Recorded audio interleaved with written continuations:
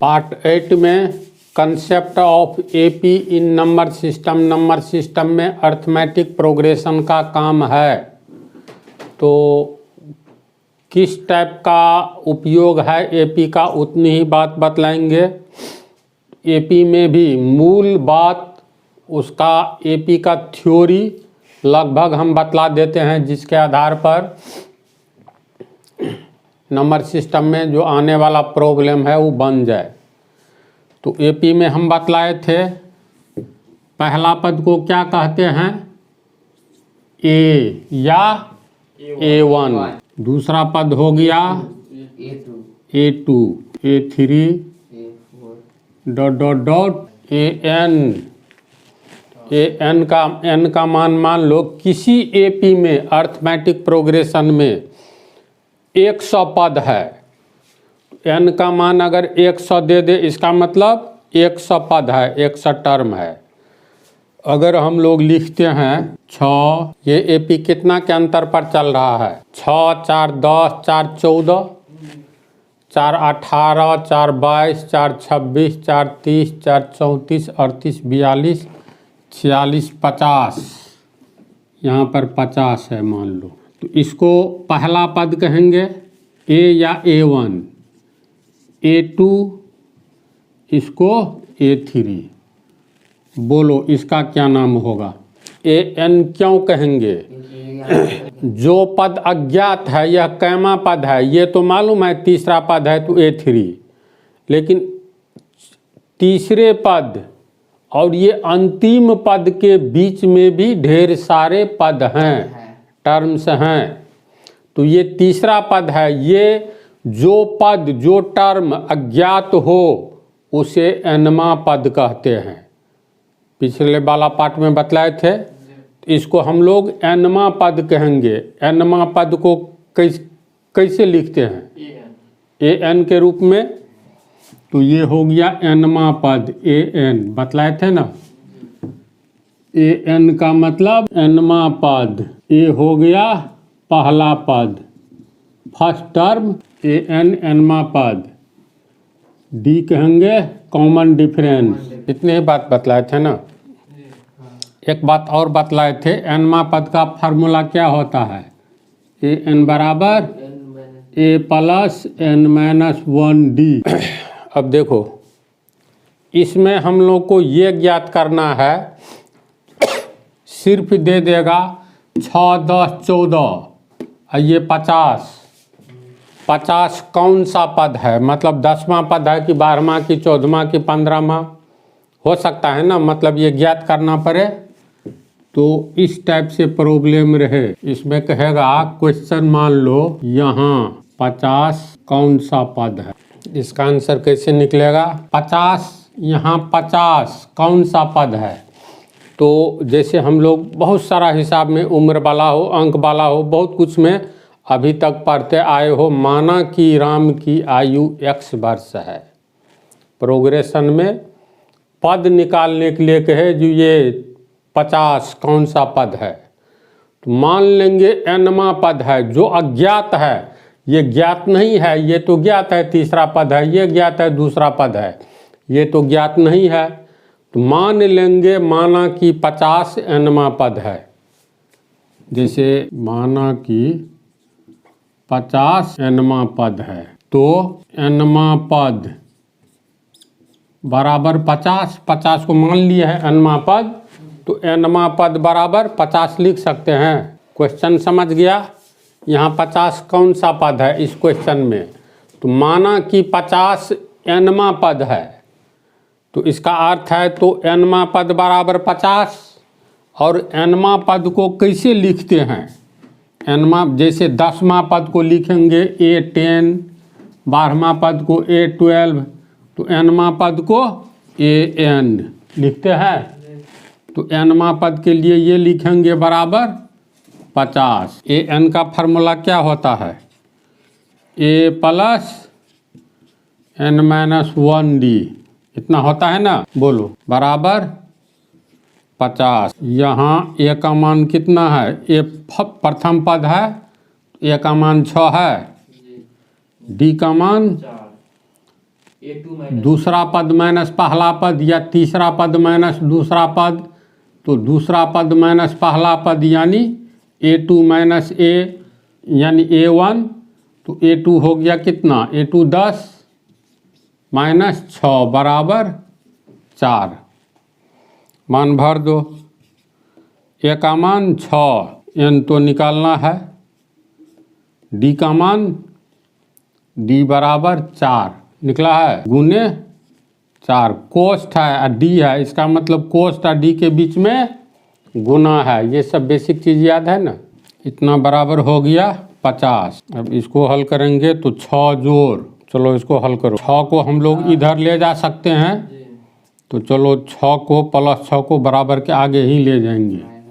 तो अब इसको हल करो, कोष्ठ तोड़ेंगे तो 4 को n से गुना करेंगे, 4n माइनस 4 बराबर 50। अब प्लस 6 बराबर के आगे जाएगा तो माइनस 6 बराबर 44 और 4n बराबर 44 प्लस 4 बराबर 48, इसीलिए n बराबर 48/4 बराबर 12, इसीलिए n बराबर 12।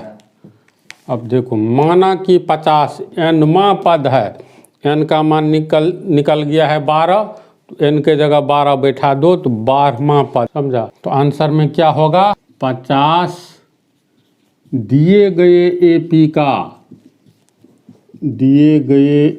का n-मा पद, यानी n का मान निकला है 12, तो 12वां पद है ना।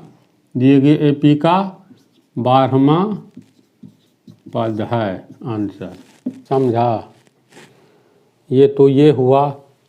अगर ऐसे ही रहे, देखो एक चीज़ याद रखो, इसको हम मिटाने जा रहे हैं। 50 इस AP का कौन सा पद निकला, 12वां पद निकला। अगर मान लो इतना ही दिया रहे, जो इस AP का 12वां पद ज्ञात करे। देखो हम 50 मिटा दिए, यह एक AP है डॉट डॉट डॉट। ये अर्थमेटिक प्रोग्रेशन 10th में बहुत डिटेल में हम पढ़ाए हैं, तो फिर भी थ्योरी इतना बतला देते हैं ताकि इस चैप्टर में जो प्रोग्रेशन पर आधारित हिसाब आएगा ना, AP पर आधारित, वो आराम से बन जाएगा। ये डॉट डॉट डॉट है, दिया रहेगा इस AP का 12वां पद ज्ञात करें। तो कैसे निकालेंगे, तुम ही लोग बोलो। 12वां पद को कैसे लिखेंगे, पहले इस पर आओ। देखो 12वां पद बराबर A सफिक्स 12, ये सब पिछले पार्ट में बतलाएं जी। तो 12वां पद को ऐसे लिखेंगे A सफिक्स 12। अब इसको फिर कैसे लिखेंगे बोलो, याद है कि भुला गया। 12वां पद बराबर A प्लस 12 माइनस 1D। देखो 12 है ना यहाँ, फिर एक बार याद दिला देते हैं। जैसे 12वां पद निकालना है, तो प्रथम पद यानी A plus 12 minus 1D, 12 minus 1 कोष्ठ D, समझ गया। 13वां पद निकालना है, ये कैसे होता है ये पिछले पार्ट में बतलाए हैं। 13वां पद, तो पहला पद A प्लस 13 है, तो 13 माइनस 1D। इसी तरह n-मा पद निकालना है, n-मा पद, तो पहला पद यानी A plus n minus 1D बोले थे। तो n वेरिएबल है, इसमें से एक नहीं घटेगा, लेकिन 13 में से एक घटेगा तो 12 होगा। तो फाइनली ये क्या हो गया, A प्लस 13 में से एक घटाओ 12D, ये हो गया A। 12 में से एक गया 11D। हमेशा के लिए याद रख लो, अगर पूछा जाए 500वां पद लिखें तो A 500 बराबर होगा कितना, तो पहला पद यानी A प्लस 500 माइनस 1D। तो 500 माइनस 1 का मतलब 499 हुआ, तो 499D लिखेंगे। यहाँ 499D। समझा? अब बोलो A12 बराबर कितना?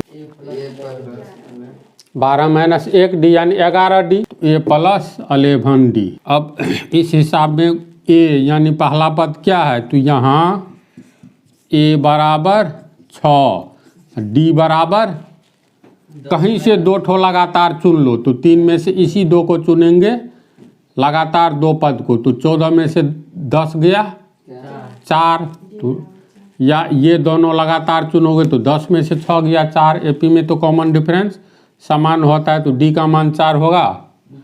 इसीलिए 12वां पद A12 बराबर A प्लस 11D। मान बैठा दो, A का मान 6 प्लस 11 गुने D का मान 4, 6 11 चौक 44, 6 44 50, यानी 12वां पद। इससे पहले वाला हिसाब में ये 50 दे करके पूछे थे कौन सा पद है, इस टाइप का बन जाएगा। अगर बोला जाए इतना ही दे दे प्रोग्रेशन में A20 बराबर कितना, तो इसका अर्थ ये हुआ 20वां पद मांग रहा है, तो A यानी प्रथम पद जोड़ 20 माइनस 1D, तो 20 माइनस 1 सीधे 19 कर दो, करोगे ना? तो चलो अब तुम लोग बतलाओ, तो इसका अर्थ क्या हुआ पहले ये बतलाओ। कौन सा पद किस पद के बारे में बतला रहा है? जैसे मान लो अगर हम लोग लिखते हैं A5, तो ये 5वां पद का संकेत है। जैसे केमिस्ट्री में H हाइड्रोजन का होता है ना, कैल्शियम का Ca, तो प्रोग्रेशन में A5, इसका मतलब प्रोग्रेशन के AP में यह 5वें पद को सूचित करता है। तो ये किस पद को सूचित करता है? बोलेंगे ये किस पद को सूचित करता है, तो 5वें पद को, AP के 5वें पद को। तो ये किस पद को सूचित करता है बोलो? N+1 माँ पद। जैसे N+1 माँ पद बराबर क्या लिखाएगा, तो A जैसे कहते न 10वां पद A10, 9वां पद A9, तो N+1वां पद तो N+1 ऐसे लिखेंगे। तू समझ रहा है? तो मान लो 5वां पद का वैल्यू A5 का हो गया A प्लस 5 माइनस 1D यानी 4D, एक कम D बोलो तो 4D। तो N+1वां पद क्या होगा बोलो? ये हो जाएगा A प्लस N+1 -1, एक घटाएंगे ना, 5 है तो 5 माइनस 1, यहाँ N+1 है तो N+1 माइनस 1D। अब ये हल करके हो गया A प्लस 1 माइनस 1 कट गया तो ND, A प्लस ND। समझ रहा है बात को? ये सब देखो, ये बहुत इम्पोर्टेंट चीज़ है। हिसाब बनाते वक्त वो सब ध्यान दिमाग में रहेगा, तब बहुत तेज गति से हल करोगे। फिर मान लो अगर हम लिखते हैं N+1वां पद, N-1वां पद क्या होगा बोलो? आशीष तू बोलो, लिखेंगे कैसे इसको? तो बोलो ना, पूरी बात बोलो। सफिक्स N-1 ऐसे लिखेंगे बराबर A प्लस N-1, एक घटा देंगे -1D। इसको हल करो, A प्लस N-2D। सबका काम आने वाला है, इसको समझ गया? निम्न AP में कितने पद है, यानी इसमें गिनती करोगे ना, बीच में डॉट डॉट है, इसका मतलब 2 3 5 3 8 3 11 आगे होगा, फिर इससे 11 से आगे 3 कॉमन डिफरेंस जोड़ते जाओगे 14, 14 3 17, अंत में 41 है। तो ये जो AP है इसमें कितने पद हैं, ये कैसे निकालेंगे? समझा? आंसर पूछ रहा है इस AP में कितने पद हैं। तो माना कि इस AP में N पद है, माना कि इस AP में पदों की संख्या बराबर N है, यानी N पद है। n का मान लो 15 आएगा तो इसका मतलब गिनती में 1 2 3 ये 15वां पद होगा। समझ रहा है ना। अंतिम पद को एवं अज्ञात पद को nवां पद कहते हैं। परिभाषा बतलाए थे। अंतिम पद अज्ञात पद है। कैमा पद है ये तो ज्ञात नहीं है, तो अंतिम पद को कौन सा पद कहेंगे? अज्ञात पद, nवां पद। तो ये है nवां पद। n का मान लो 15 आएगा तो 15वां पद, और गिनती में 1 2 3 4 करके ये 15। अगर ये हम लिखें माना कि इस एपी में पदों की संख्या n है, तो इसका अर्थ हुआ, देखो और आसान भाषा में समझो, 2 5 8। देखो हम सब पद लिख दिए अच्छी तरह समझने के लिए। ये एपी है ना, अंतिम पद 41 है, यहाँ 41 आया। एपी कितना के कॉमन डिफरेंस पर चल रहा है? 2 3 5 3 8 3 पर। तो देखो 2 3 5 3 8 3 11 3 14 3 17 3 20 3 23, इस तरह 41। तो इस एपी में कितने पद हैं? तो मान लिए हैं पदों की संख्या n है, तो ये पद तो अज्ञात है, तो अज्ञात पद को nवां पद कहते हैं। तो n का मान कितना है? तो देखो n का मान कहने का मतलब n क्या बतलाता है? पदों की संख्या को, एपी में कितने पद हैं, पदों की संख्या को हम लोग n से व्यक्त करते हैं। तो चलो इसमें 1 2 3 4 5 6 7 8 9 10 11 12 13 14, गड़बड़ हो गया जी। 1 2 3 4 5 6 7 8 9 10 11 12 13 14, 14 पद है ना। तो आंसर n का मान आना चाहिए 14। तो याद रखना n का आंसर 14 आना चाहिए। तो पदों की संख्या तो n है, यहाँ अंतिम पद 41 है। अंतिम पद को nवां पद कहते हैं, ये याद रखना है। पिछले पार्ट में बतला दिए थे, फिर भी याद रखना है। एपी में अंतिम पद को nवां पद यानी an कहते हैं। तो अंतिम पद कौन सा है? 41 41। तो यहाँ अंतिम पद बराबर 41, यानी अंतिम पद को क्या कहते हैं? an। nवां पद कहते हैं अंतिम पद को, an बराबर 41। अब an का फार्मूला क्या होता है? a plus n minus 1d बराबर 41 होगा। a का मान कितना है? पहला पद 2, यहाँ a बराबर 2 पहला पद, तथा d हो गया कॉमन डिफरेंस, तो 5 माइनस 2 बराबर 3। a का मान 2 प्लस n तो ज्ञात करना है, माइनस n माइनस 1, d का मान 3 बराबर 41, और n माइनस 1 गुने 3 बराबर 41, प्लस 2 आगे जाएगा माइनस 2 बराबर 41, 2 गया 39 होगा। और n माइनस 1 यहाँ कोष्ट गुने 3 है, तो 3 आगे जाएगा तो 39 के नीचे आएगा।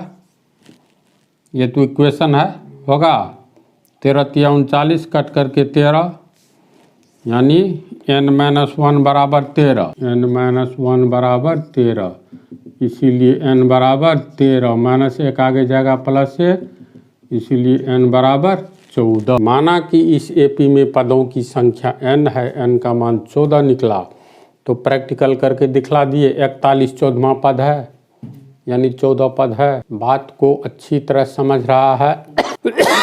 मूल रूप से एपी में जो इसमें हिसाब है ना, सभी पदों के, किसी भी एपी के सभी पदों का योग। वैसे जनरल मैथमेटिक्स में तो वैरायटी का हिसाब है, लेकिन RS अग्रवाल या कंपटीशन लेवल का जो भी क्वेश्चन है नंबर सिस्टम में किस टाइप का, तो मान लो एक जोड़ जैसे कहेगा 1 2 3 4 ... मान लो दे दिया 100। सबसे पहले ये बोलो ये एपी है, एपी है तो क्यों है, एपी है कि नहीं है, दिया गया प्रोग्रेशन श्रेणी एपी है कि नहीं है, इसकी जानकारी कैसे होती है, कॉमन डिफरेंस निकाल करके।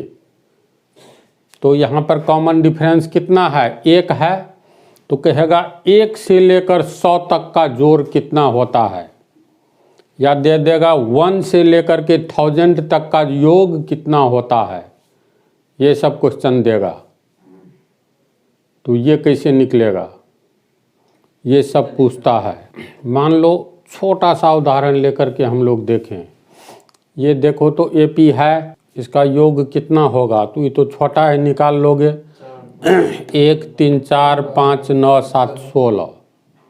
मान लो ये दिया रहे डॉट डॉट डॉट, सीधे यहाँ पर दे दे 95। अब कैसे निकालोगे, बहुत समय लगेगा। अगर यहाँ दे दे 95 करोड़ तो हो सकता है 10 दिन लग जाए, 1 महीना लग जाए जोड़ने में। तो इसके लिए एक फार्मूला है फार्मूला है, लेकिन फार्मूला को हम सोचते हैं साबित करके तुम लोगों को बतला दे।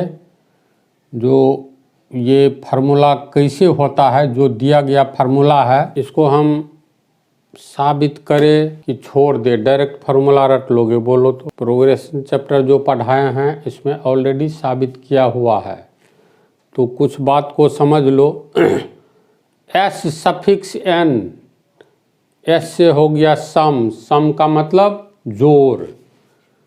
एस एन का अर्थ होता है सम ऑफ एन टर्म्स, यानी एन पदों का योग। अगर लिखा रहे कहीं पर S3, तो S3 का अर्थ हो गया किसी भी एपी के 3 पदों का योग, यानी एपी के 3 पदों का योग। कहीं लिखा रहे S5 या S50, तो S सफिक्स 50 है, तो इसका अर्थ हो गया एपी के 50 पदों का योग। बोलो S500 का अर्थ क्या हुआ, 500 पदों का योग। मान लो हम कोई एपी दे दिए 5 10 15 डॉट डॉट डॉट, दिए गए एपी के 10 पदों का योग कितना है। तो एपी तो 3 ही अंक से दिया रहेगा, अधिक से अधिक 4 रहेगा, तो 3 अंक में पहला पद, दूसरा पद, तीसरा पद है ना। तो ये 3 पद से ये ज्ञात हो रहा है जो ये एपी है, इसके 10 पदों का योग कितना होगा। तो फार्मूला लिख देने से जैसे लग रहा है संतुष्टि नहीं आएगी, ये पार्ट बहुत लंबा होगा। कल ये अगले पार्ट में हम सोच रहे हैं जो एस एन का फार्मूला क्या होता है, यानी एन पदों का योग कितना होता है और क्यों होता है। ये एक लगभग 40 मिनट का टॉपिक है, इसलिए फ़िलहाल इस टॉपिक को यहीं पर हम ड्रॉप कर रहे हैं और इसका मूल फार्मूला बतला देंगे।